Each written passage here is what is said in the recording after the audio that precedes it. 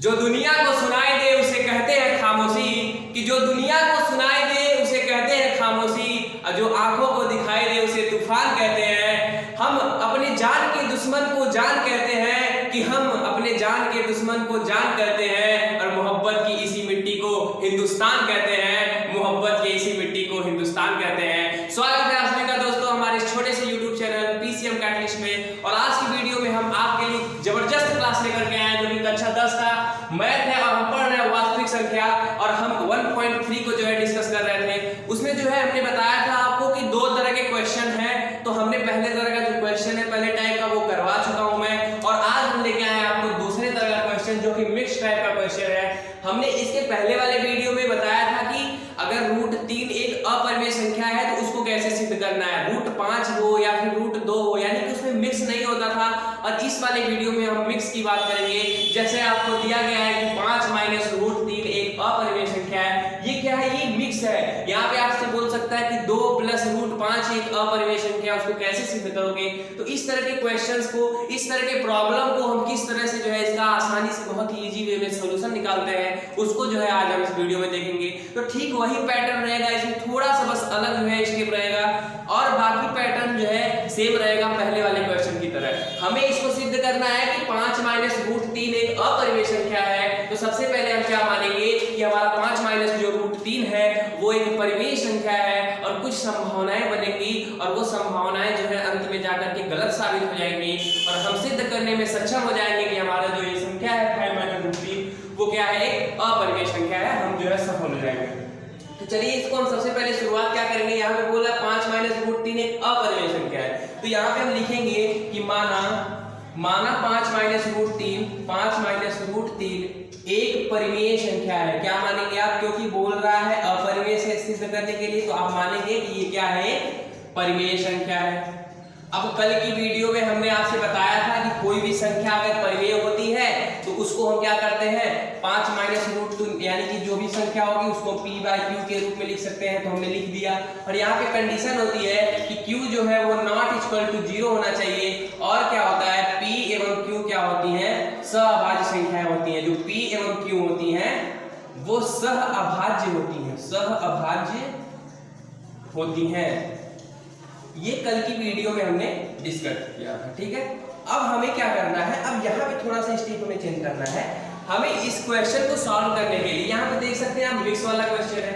तो अगर इस क्वेश्चन को आपको सॉल्व करना है तो जो हमने अगले वाली वीडियो में सॉल्व किया था, जैसे हमने सिद्ध किया था कि √3 एक अपरिमेय संख्या है, तो जो भी रूट में लिखा रहेगा उसको हम एक तरफ करेंगे, और जो रूट में नहीं लिखा है उसको हम एक साइड में ले जाएंगे। उसके बाद हम इस जो है स्टेप को आगे बढ़ाएंगे। तो सबसे पहले हम वही कर लेते हैं। क्या करेंगे, हम √3 को जो है एक तरफ करते हैं। तो क्या करते हैं, यहाँ -√3 है, इसको उधर कर देते हैं। तो क्या हो जाएगा, रूट प्लस √3 हो जाएगा। तो क्या हो जाएगा, 5, इसको हम इधर ले आते हैं तो माइनस हो जाएगा p/q बराबर √3। क्यों, p प्लस का √3, क्योंकि हमने उधर ले गया है, ठीक है। अब इसको सॉल्व कर लीजिए। तो ये हो जाएगा 5q, यहाँ क्रॉस मल्टीप्लिकेशन करेंगे तो हो जाएगा 5q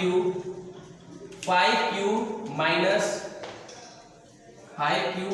p बन जा p हो जाएगा बटे q बराबर क्या आ जाएगा, √3 आ जाएगा।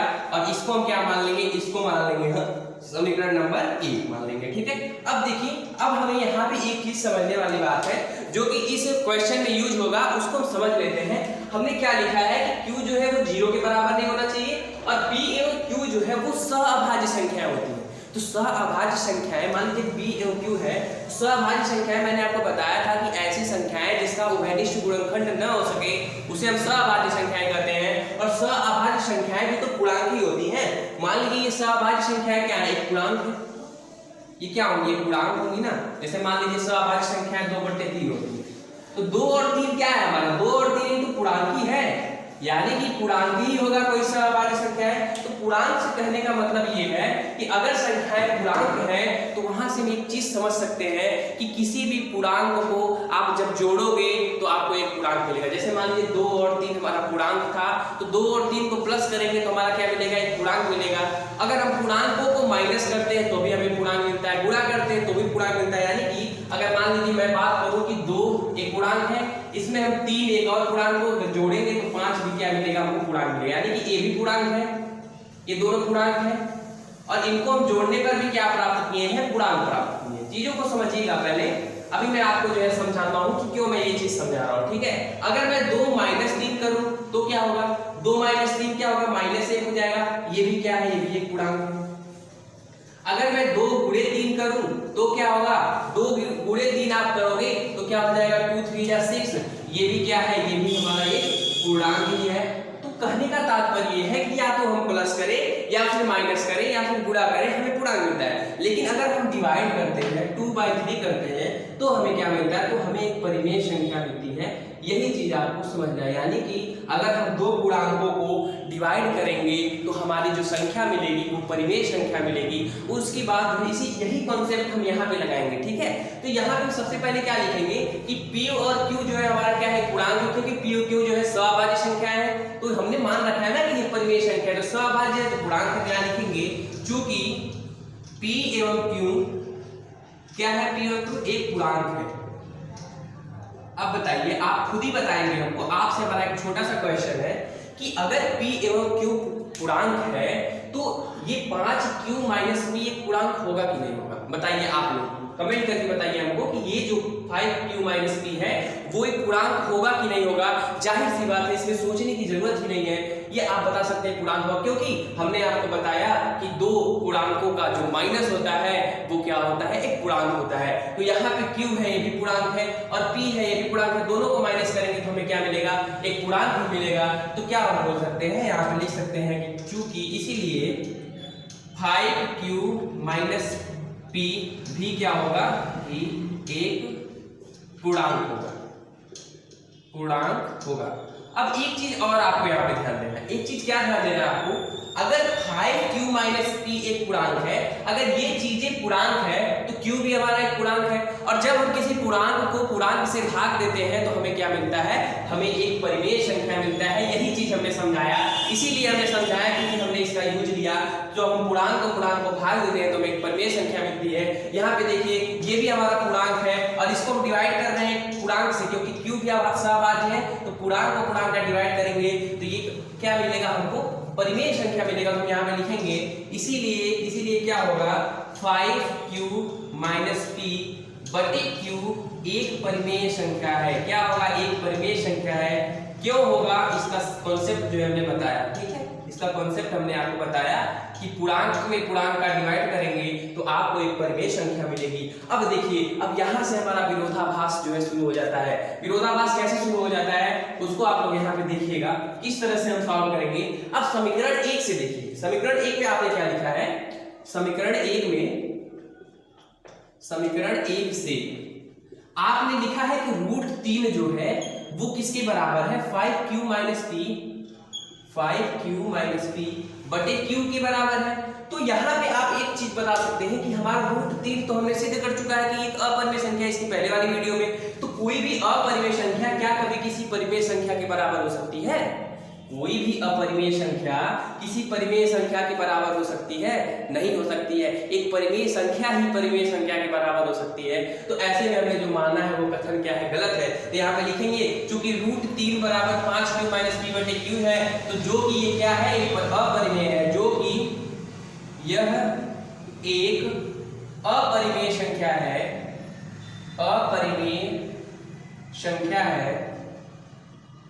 इसीलिए क्या होगा, हमारा जब √3 एक अपरिमेय संख्या है तो 5Q - P भी जो है हमारा क्या होगा, अपरिमेय होगा। 5Q - P बटे Q भी क्या होगा, एक अपरिमेय होगा, अपरिमेय होगा। ये क्यों हुआ अपरिमेय, क्योंकि हमारा √3 अपरिमेय है, और जब ये अपरिमेय होगा तो एक अपरिमेय संख्या एक अपरिमेय संख्या के ही बराबर होती है। तो देखिए, यहाँ पे हमारा अपरिमेय आ रहा है और यहाँ पे हमारा परिमेय आ रहा है, दोनों जो है विरोधाभास आ गए, और इससे हमारा ये सिद्ध होता है कि हमने जो माना था वो कथन जो है वो बिल्कुल गलत है। हमारा जो हमारा 5 - √3 है वो क्या है, अपरिमेय संख्या है। तो हम लिखेंगे कि हमारा माना हुआ कथन, कि हमारा माना हुआ कथन क्या है, गलत है, कथन गलत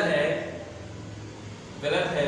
इसलिए हमारा जो 5 - √3 है वो क्या होगी, वो एक अपरिमेय संख्या है, अपरिमेय संख्या है। बिल्कुल जो है हमें इस तरह से जो है सिद्ध कर देना है इसको। ये बिल्कुल बस इतना स्टेप है। अगर आप इस स्टेप को समझ गए हैं तो आप इस तरह का कोई भी क्वेश्चन, आप जो हमारा मिक्स वाला क्वेश्चन रहेगा, आप आसानी से कर सकते हैं। सब में हमें यही स्टेप लगाना है, सेम टू सेम यही कॉपी करना है। बस जो डिजिट है वो जो है बदल जाएगी, वहां पे जो डिजिट वाला प्रोसेस होगा वो बदल जाएगा और स्टेप जो होगा हमारा बिल्कुल सही होगा। तो आपको एक बार फिर से मैं समझा देता हूँ इसको। हमने क्या किया कि मान लिया 5 माइनस रूट 3 क्या है, एक परिमेय संख्या है, क्योंकि हमने बोला था ऐसे क्वेश्चन में कि आप सिद्ध कीजिए कि अपरिमेय है।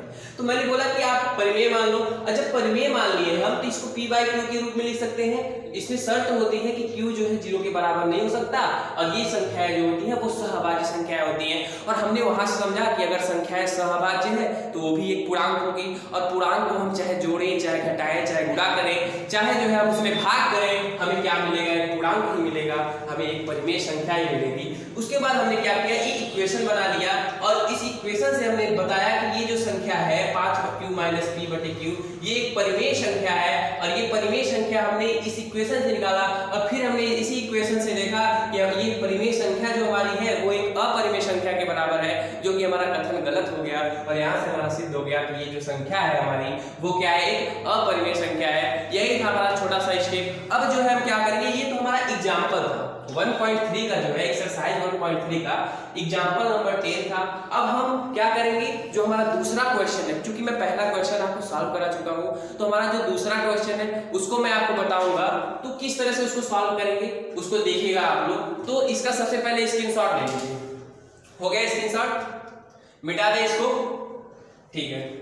आप लोग पढ़ाई ध्यान दीजिए कि तुमसे मिलने का दिल करता है रे बाबा, तुमसे मिलने का दिल करता है, तुम ही हो जिस पे दिल मरता है, तुमसे मिलने का दिल करता है। किसको किसको मिलने का दिल करता है? चलिए क्वेश्चन पे ध्यान दीजिए। तो हमारा जो दूसरा क्वेश्चन है उसको जो है हम लोग देख लेते हैं। चलिए जो है आप लोगों के सामने जो है दूसरा क्वेश्चन आप लोगों के सामने ले आए हैं। देखिए बिल्कुल भी जो है हमसे डिटरमाइंड हो जाइए, क्योंकि कक्षा 10 का जो मैथ है हम बिल्कुल बेसिक से लेकर के एक एक क्वेश्चन आप लोगों को सॉल्व करवाएंगे। तो बिल्कुल भी आप लोग चिंता मत लीजिए, और बहुत ही अच्छे वे में जो है आपको बताया जाएगा, एक एक कॉन्सेप्ट, एक एक लॉजिक, क्योंकि फिजिक्स और जो मैथ होता है हमारा वो बिल्कुल लॉजिक वाला जो है सब्जेक्ट है, ठीक है। अगर लॉजिक आप पकड़ लेते हैं तो आपको जो है एक एक क्वेश्चन जो है बहुत ही आसान तरीके से सॉल्व हो जाएगा, ठीक है। अब देखिए जैसे स्टेप हमने बताया इससे पहले वाले क्वेश्चन में, सेम स्टेप जो है यहाँ पे लगेगा। आपको दिया है कि सिद्ध कीजिए कि 3 + 2 √ 5 एक अपरिमेय संख्या है, और ये जो क्वेश्चन है हमारा एक्सरसाइज नंबर जो हमारा 1.3 है उसका ये जो है दूसरा क्वेश्चन है, क्योंकि पहला क्वेश्चन हम आप लोगों को सॉल्व करा चुके हैं। तो हमारा जो दूसरा क्वेश्चन है, हमें 3 + 2 √ 5 को इसको जो है सिद्ध करना है कि अपरिमेय संख्या है। तो ठीक हम उसी तरह से पहले हम क्या लिखेंगे, हम लिखेंगे कि माना जो है, क्या मानेंगे आप, 3 + 2 √ 5 क्या है, एक परिमेय संख्या है, परिमेय संख्या है। क्या मानेंगे आप, यही मान लिया हमने। चलिए अब जब ये परिमेय संख्या है तो इसको हम क्या लिख सकते हैं, इसको हम लिख सकते हैं 3 + 2 √ 5 बराबर p बटे q, और जहां q हमारा क्या होगा, ≠ 0 होगा, और p एवं q क्या है, वो एक सहअभाज्य है, सहअभाज्य है, ठीक है। बिल्कुल वही वाला कॉन्सेप्ट लगाएंगे। अब देखिए हमने इसके पहले वाले क्वेश्चन में बताया कि जो हम इसके पहले वाले सॉल्व कर रहे थे वीडियो में कि √5 एक अपरिमेय संख्या, तो जो भी चीज रूट में है उसको हम क्या करेंगे, उसको हम एक तरफ करेंगे, और जो रूट में नहीं है उसको हम एक तरफ कर लेंगे। तो हम √5 को किसी तरह से अलग कर लेंगे। तो हम इसको पहले 3 को इधर भेजते हैं तो क्या हो जाएगा, p/q + -3 हो जाएगा। क्या हो जाएगा, 2 √5, इसको इधर भेजेंगे तो ये हो जाएगा p/q -3। अब इसको सॉल्व कर लीजिए पहले, तो 2 √5 बराबर हो जाएगा, q में 3 का मल्टीप्लाई करेंगे तो क्या हो जाएगा 3q, यानी कि p - 3q बटे q, और हम √5 का वैल्यू निकालेंगे जो होगा p - 3q बटे, यहाँ गुणे में है तो इधर जाकर के भाग में हो जाएगा, और इसको हम मान लेंगे समीकरण नंबर 1। अब देखिए हमारा समीकरण बन गया। अब समीकरण बन गया है तो इसी से हम सॉल्व करेंगे, क्योंकि हमने आपको बताया कि p और q सहभाज्य संख्या है, वो एक पूर्णांक होगी। तो यहाँ पे p - 3q है तो ये भी क्या होगा, एक पूर्णांक होगा, क्योंकि पूर्णांकों का जो माइनस होता है वो एक पूर्णांक होता है। तो p - 3q पूर्णांक होगा, और 2/2q है तो ये एक परिमेय संख्या हो जाएगी। तो हम यहाँ पे लिखेंगे, चूंकि हमारा p एवं q क्या है, P एवं Q एक पूर्णांक है। और जब P और Q एक पूर्णांक है तो हमारा क्या होगा, ये चीजें क्या हो जाएंगी, P - 3Q बटे 2Q एक परिमेय संख्या होगा कि नहीं होगा, पहले आप लोग बताइए कमेंट करके। परिमेय संख्या होगा ना। चलिए ये चीज आपने समझ लिया। अब एक परिमेय संख्या हमने क्या किया, हमने पूर्णांक से इसको जो है बता दिया कि ये परिमेय संख्या है। लेकिन इक्वेशन नंबर 1 में आप देखिए कि ये जो संख्या परिमेय है वो अपरिमेय के बराबर है, और यही से हमारा सिद्ध हो जाएगा ये हमारी संख्या जो है अपरिमेय संख्या है, क्योंकि हमारा ये विरोधाभास कोई भी संख्या जो है वो परिमेय और अपरिमेय दोनों नहीं हो सकती एक साथ। भाई कोई संख्या परिमेय है तो वो परिमेय ही होगी, अपरिमेय है तो अपरिमेय होगी। तो यहाँ पे हम क्या लिखेंगे, समीकरण 1 से इसको हम लिख देते हैं, समीकरण 1 से क्या है, हमारा √5 जो है वो बराबर है P - 3Q बटे 2Q के, ये बराबर है। और हमारा समीकरण नंबर 1 से पता है हमको पहले ही पता है कि √5 एक अपरिमेय संख्या है, क्योंकि हमने सिद्ध कर चुका है √5 एक अपरिमेय है। तो हम यहाँ पे लिखेंगे चूंकि √5 जो क्या लिखेंगे, जो कि √5 एक अपरिमेय है, इसीलिए क्या होगा हमारा P - 3Q बटे 2Q भी जो है एक अपरिमेय होगा। और इसी इक्वेशन से हमें ये भी सिद्ध हो जाता है कि हमारा जो 3 + 2 √5 जो हमने परिमेय मान लिया था, जो हमने गलत तरीके से मान लिया था, वो हमारी संख्या क्या हो जाएगी, वो हमारी संख्या अपरिमेय हो जाएगी। यानी कि 3 + 2 √5 एक अपरिमेय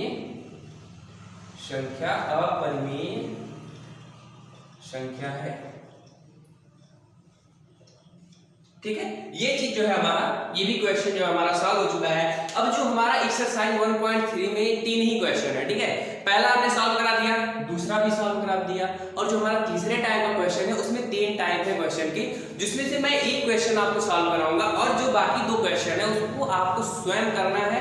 और नहीं आएगा तो कमेंट में आप बताएंगे कि उसका सॉल्यूशन जो है आपको कमेंट में मिल जाएगा, या फिर उसके लिए एक और वीडियो जो है, नया वीडियो जो है आप लोगों के लिए ला दूंगा। तो चलिए इसको मिटा देते, पहले इसका स्क्रीनशॉट ले लीजिए आप, फिर उसको हम मिटा देते हैं। ठीक है, मिटा दे इसको।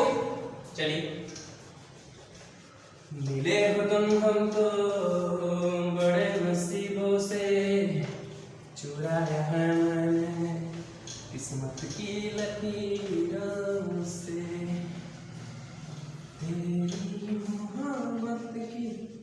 चलिए, हमारा जो नेक्स्ट क्वेश्चन है उसको जो है हम आप लोग के बोर्ड पे लिख देते हैं। हाँ तो दोस्तों, हमारा जो क्वेश्चन नंबर 3 है वो आप लोगों के सामने है। देखिए, आप लोग बिल्कुल जो है कंसंट्रेट हो जाइए।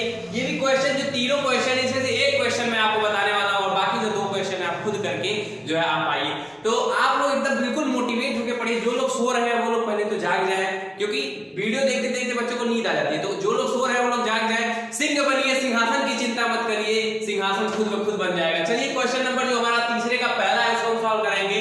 तो पहले भी हमको क्या बोल रखा है, पहले क्वेश्चन को पढ़िए कि बोला कि सिद्ध कीजिए कि निम्नलिखित संख्याएं जो हैं वो अपरिमेय संख्याएं हैं, जिसमें पहले में दिया है 1/√2, दूसरे में दिया है 7√5, और तीसरे में दिया है 6 + √2। इसको हम किस तरह से जो है सिद्ध करेंगे, तो सेम वही पैटर्न रहेगा। ये भी मिक्स ही क्वेश्चन है। ठीक है, ये 7√5 हो गया, 1/√2 हो गया, 1/√3 हो गया, ये सारे क्वेश्चन जो है वो मिक्स में ही आते हैं। ठीक है, तो हम इसको सॉल्व करेंगे। पहला क्वेश्चन में वो क्या है, सबसे पहले क्या मानेंगे कि माना जो है हमारा 1/√2 है, वह क्या है, वह एक परिमेय संख्या है। क्यों? क्योंकि हमें बोला है अपरिमेय सिद्ध करने के लिए परिमेय संख्या है।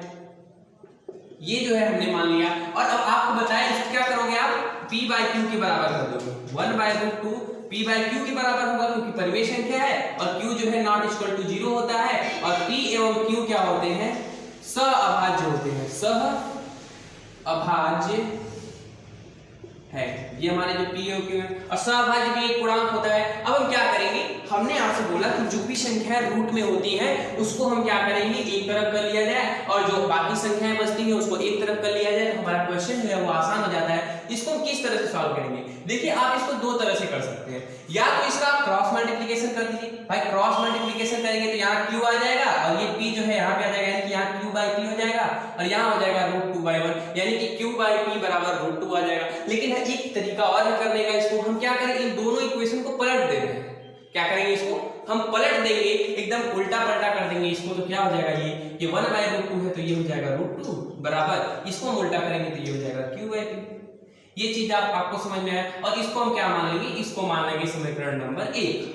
अब ठीक उसी तरह से वही प्रमेय जो हमने समझाया आपको कि पूर्णांक को चाहे माइनस करो, चाहे प्लस करो, चाहे गुणा करो, चाहे भाग करो, हमें पूर्णांक या फिर एक परिमेय संख्या मिलती है, वही कॉन्सेप्ट यहाँ पे लगाएंगे। चूंकि q/p क्या है, एक पूर्णांक है और इन दोनों पूर्णांकों का डिवाइड हो रहा है, तो पूर्णांकों का जब डिवाइड होता है वो क्या होता है, एक परिमेय संख्या होता है। तो यहाँ लिखेंगे चूंकि p एवं q क्या है, p एवं q एक पूर्णांक है। पूर्णांक क्यों है, क्योंकि यहाँ सहभाज्य और सहभाज्य पूर्णांक होता है, तो p और q जो है एक पूर्णांक है, इसीलिए q/p जो है वो क्या होगा, वह एक परिमेय होगा। सेम वही मैटर, सेम वही जो है बातें हर एक क्वेश्चन में लिखी जाएगी, बस थोड़ा सा पैटर्न चेंज रहेगा न्यूमेरिकल का। जो हमारे डिजिट न्यूमेरिकल वैल्यू है, जो डिजिट वैल्यू है, उसी को जो है हम चेंज करें और बातें जो है सब में एक ही तरह से, मैटर एक ही तरह से रहेगा, ठीक है। तो q/p जो है अपरिमेय होगा, तो ये चीज हमने पूर्णांक से बता लिया। अब इक्वेशन फर्स्ट में आपको जो है साफ साफ दिख रहा है कि √2 हमारा जो एक अपरिमेय होता है और एक अपरिमेय कभी भी परिमेय के बराबर नहीं हो सकता है। यहाँ पे विरोधाभास हो गया है, इस तरह से सिद्ध कर देंगे हमारी संख्या क्या है, वो अपरिमेय संख्या है। तो यहाँ लिखेंगे समीकरण 1 से √2 बराबर है q/p, जो कि क्या है, जो कि एक अपरिमेय है, ठीक है। इसको हमने समझा।